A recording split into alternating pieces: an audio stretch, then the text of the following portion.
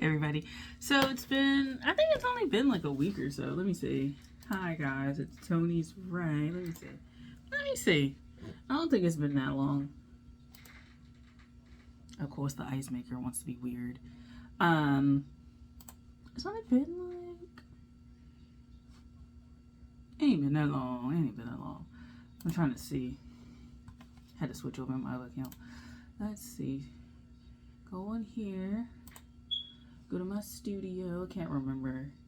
I know it's been at least probably 2 weeks since I've been on here.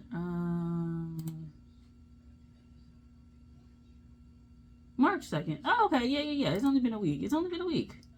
Good. So it hasn't even been that long. I'm essentially on schedule.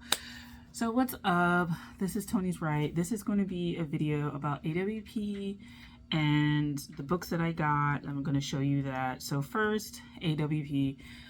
So AWP, which is essentially the largest thing for us in the literary world, in the US anyway. It's essentially hundreds of like universities, publishing presses, publishing journals, magazines, like universities with their programs and stuff like that. Just, a bunch of people in the industry coming together and conference style in one large room or one large building. There's generally like tables that you can go to. So like a conference you would go to and talk to people and stuff like that. You can buy a lot of books, you can buy merch, you can have readings, you can go to panels and stuff like that. And that was taking place here in my city, Baltimore. So from March 4th through the 7th, so Wednesday through this past Saturday, AWP was on. So it was a busy week because my internship was hosting events, so I had to like do that. And then just doing all my other school thesis stuff was like a thing. So so AWP is the Association of Writers and Writing Programs. It used to be something else and they changed the name. Let me see. It was just called Associated Writing Programs.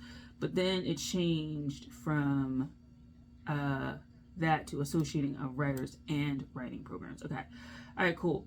So, yeah, it's really large in the U.S.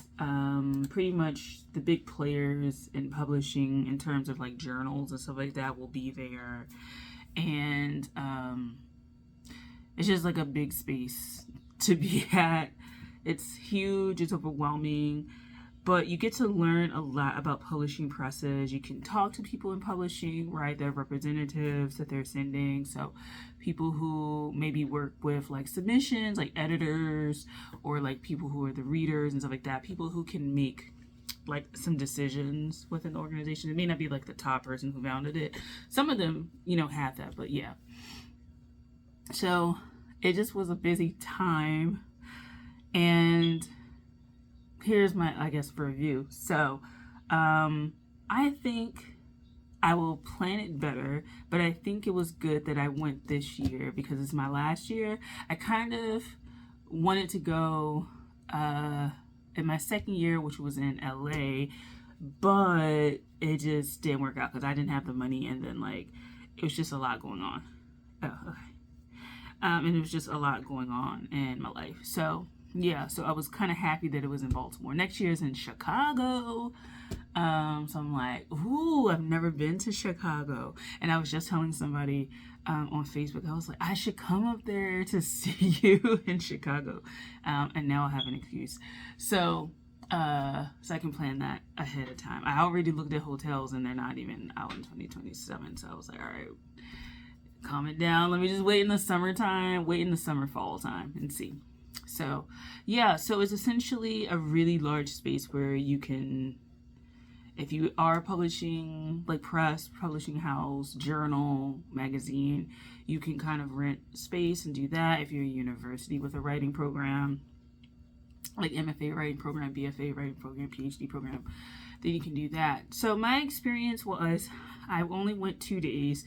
The first day was a Friday. I only went half an hour because I got there really, really late. And so I walked through like 3 rows. It was like 10, 12 rows of like university presses and shit. It was just a lot going on. So I went through there, and then the half an hour ran out, so I was like, all right, whatever. And then I went the next day, Saturday, and finished all the rows. So I finished all the rows and then made my way back, and I bought all my books. So it was a good experience for me because I'm in my thesis year and we have to sell a book. And I kind of was starting to look at booth spaces and design and stuff like that because I also vend my own art. And so because it's a book, though, instead of like my art, I just wanted to see kind of like what was out there in terms of design, what booths look more inviting, what booths kind of look kind of like raggedy, how people were like advocating for books, advocating for their press, stuff like that. Like I really liked analyzing it in terms of marketing. I did not go to any of the panels. I just felt like it was overwhelming, the amount of panels that they had. And then there were so many running at the same time that it was just kind of like, whatever, I just can't do this. I cannot do this. I can't do this. So that's what ended up just not doing any of that. I didn't really go to the offsite events either. The main offsite event that I wanted to go to was running the same time that I had signed up to work. So I was kind of like, well, that's a bummer. And that was really, once I evaluated my list, that was the only one that I really wanted to go to. Just couldn't make it. So I would just look into them another day, but I was like, damn, like, you know what I'm saying? So yeah, I think if you're going to go to AWP, I would say go pick a day that you're going to do panels. Pick a day that you're going to do the book fair, because the book fair is where all the people are in the conference space, and then the panels, there's a lot of them going at the same time. So I would just recommend, like, if you're going to go a full day, go pick your hours that you're going to go just do the book fair, pick your hours that you're going to just do the booth, or just pick days, right? Because it's usually like 4 days or whatever. And I think day one is kind of like not really that interesting or whatever. I think the panels and stuff was good, but Thursday was like welcome, like they were really like welcome, because people were still flying in, you know what I'm saying? Like they're still flying in and shit. So yeah, I would do that. And then I would also pick and choose your time to do offsite events, because there was a lot of them. I mean, there was like 100. Like, I mean, it was a bunch of offsite events. And when I tell you, like, it would be popping. Like the 2 days that I had to work, like I didn't fully work one event. I worked another. But the one event, it was packed at the place that the site that I worked at. So I can only imagine other sites where like it would be packed. So plan for that as well. And these events are going on, you know, some of them depending on if they're parties, because some of them people had parties, like we had a party at my place. They go on until damn near midnight. And so you got to think about that, especially if you're working as a, you know what I'm saying? Like you're a working adult, 9 to 5 adult. Like this could get exhausting. So think about that. Think about that. If you are in your thesis year, your final year, especially, I would go maybe your second year, honestly, but I didn't go my second year because it was in the city that I couldn't afford to go to at the time. But if you can afford to go in your second year, go. But if you're in your thesis year and you decide to go, I would look at people's booths. I would start asking questions from the presses that you're most interested in about submissions. What constitutes like a viable submission for them? What do you have to do and stuff like that? Like some of them, they'll just direct you to the website, but sometimes they'll talk to you. Like I got to talk to a press and I was like, well, I'm considering getting an ISBN for my work right now because I consider it complete as it is. But if I were to submit it and maybe add like a few more poems, how would that work? And the person was like, yeah, we would, you know, if you won or whatever, we would accept it. And then like we would put a new ISBN and there would be a complete new work. You know what I'm saying? So stuff like that is like, I think is really good to get from their mouth, so you're not like sitting here questioning and like going over and over and over about, oh man, like is this going to be accepted and blah blah blah. Just go and like ask them, you know what I'm saying, that like you're in the space where literally they're at tables and you can ask them or whatever. Take a note of, if you're marketing, if you're a book marketer, I would say take a look at the places that you're most interested in and look at how they set up stuff, what they're offering. I think for me, I got really inspired by what people were offering, because yes, I'm going to have my book, but I wanted to do a very large scale project for this, and have since decided, because of time constraints, to do something different. And then that project will be to celebrate the 1 year like anniversary of the book, because I just don't have the time to do what I really want to do, and that's okay. But it's like I still want to do something. The vendor in me is like, I can't just have the book on the table. I have to have like something else. And I am just, it's a me thing. I'm used to vending art. So it's kind of like, I have to make this look like a really nice table. You know what I'm saying? Like I just don't want a table with just the books, because I know what it's like to have the barest of tables when it comes to vending. And I know how unattractive it looks. Like, even if this is my thesis and like it's a low bar in terms of like, yay, you made the book, like it has to look presentable to me and it has to look nice to me. So yeah, like that's kind of where it is. Yeah, so that was a really big thing for me too. I was just eyeing places and just taking note of what they were selling and some things that I was interested in, because you can also start to think about marketing, even if you're not in an MFA creative writing program. If you're a book writer, marketing your stuff. How do you make it look enticing? How do you interact with people, right? Because I also was judging how people interacted with me. Like, if I felt like you didn't want to interact with me, like I'm not gonna submit to your shit.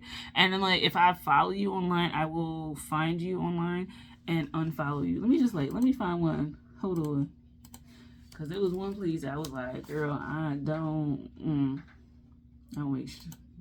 make sure.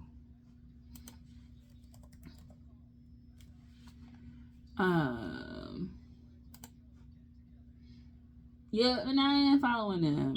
See? Go unfollow your ass, because they kind of was.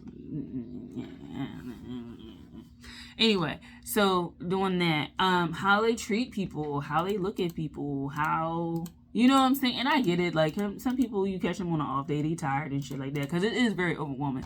But some spaces are more welcoming than others, and you can read between the lines with that, yes or no, depending on how you look and what your background is being assumed, and certain people act a certain way because of that. So there's that. And then another thing that was really, really cool was that it started clicking for me, the people who are behind like the accounts that I follow on Instagram when it comes to books and stuff like that. Like they are